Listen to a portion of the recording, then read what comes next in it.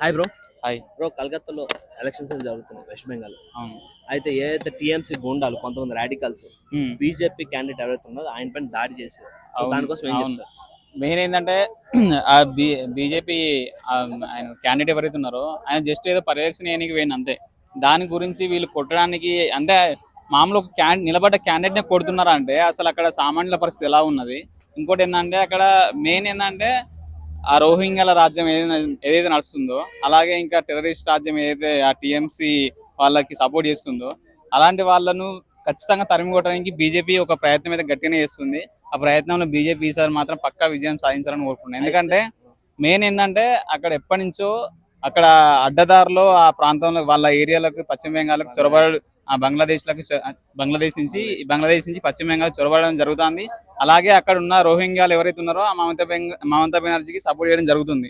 So BJP అనేది ఈసారి ఖచ్చితంగా మే 4న రిజల్ట్ లో ఖచ్చితంగా బీజేపీ నుంచి సీఎం అయితే కనుక ఖచ్చితంగా అక్కడ వాళ్ళు మొత్తం తరిమి కొడతారు అనేది ఇది గట్టి నమ్ముతున్నాను. అయితే అదే జరగాలని అంటే కోరుకుంటున్నాను. ఆల్రెడీ అమిత్ షా గారు కూడా చెప్పారు, మేము గెలిస్తే కరెక్ట్ 45 days మొత్తం పెన్షన్ వేసి తర్వాత రోహింగ్యలు కూడా ఇక్కడ నుంచి పంపిస్తామని చెప్పారు. అవును, అదే చేయాలి. కానీ ఇక్కడ వీళ్ళు కొంతమంది సెక్యులర్లు వీళ్ళు ఏం చేస్తున్నారంటే ఆ పశ్చిమ బెంగాల్లో ఉన్న మమతా బెనర్జీ సపోర్ట్ చేయడం జరుగుతుంది.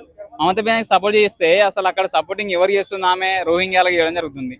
ఇలా చేయడం వల్ల అసలు దేశానికి పెద్ద ద్రోహమే చేస్తుంది చెప్పాలంటే. అలాంటి పార్టీని ఖచ్చితంగా భవిష్యత్తులో ఓడగొట్టాలి.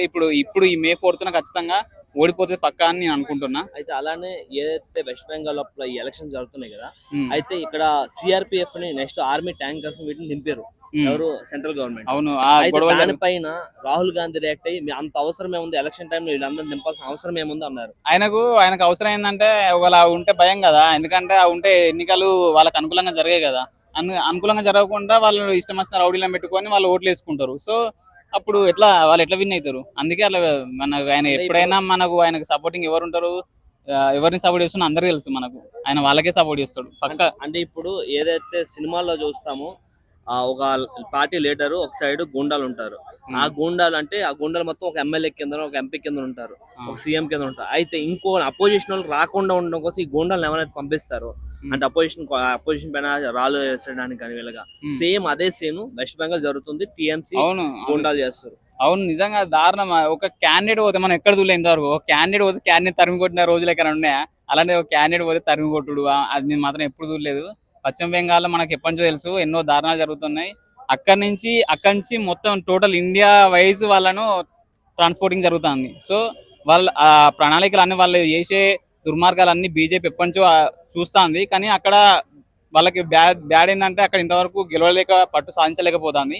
ఈసారి మాత్రం పట్టు సాధించి పక్కా వాళ్ళని తరిమి కొట్టే యోచనలో బీజేపీ ఉన్నది. అయితే ఆల్రెడీ దాదాపు 90 లక్షల పైన వాళ్ళ ఓటర్ కార్డులు అయితే క్యాన్సిల్ చేయడం జరిగింది. అవును, అదే 90 లక్షలు అంటే మామూలు విషయం కాదు. 90 లక్షలు అంటే ఒక నియోజకవర్గానికి సపోజ్ 5,000 మెజార్టీతో గెలిచే కొన్ని ఉంటాయి. అలాంటి కాన్స్టిట్యూషన్లో వాళ్ళు పోతే పక్క మళ్ళీ బీజేపీకి అవకాశాలు ఉంటాయి పక్క. ఎందుకంటే ఆ 90 లక్షల ఓట్లు చాలు మ్యాక్స్ అక్కడక్కడ గెలుచుకోనికి, సెట్ చేసుకోనికి. అన్ని ఒక పకడ్బందీగా ప్లాన్ చేసుకున్నది బీజేపీ. మాత్రం వాళ్ళని తరిమి కొట్టడానికి ఆ ఫెన్సింగ్ ఏదైతే ఉందో అది కూడా కంప్లీట్ చేయాలని కోరుకుంటున్నా. అయితే వెస్ట్ బెంగాల్ ఏ పార్టీ గెలుస్తాను మీ నమ్మకం?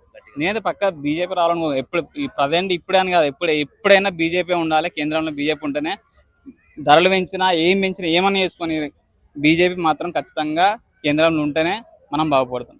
అంతే మించి ఒకరు లేకపోతే మాత్రం తర్వాత మన భవిష్యత్తు ఆమె అవుతుంది. Thank you.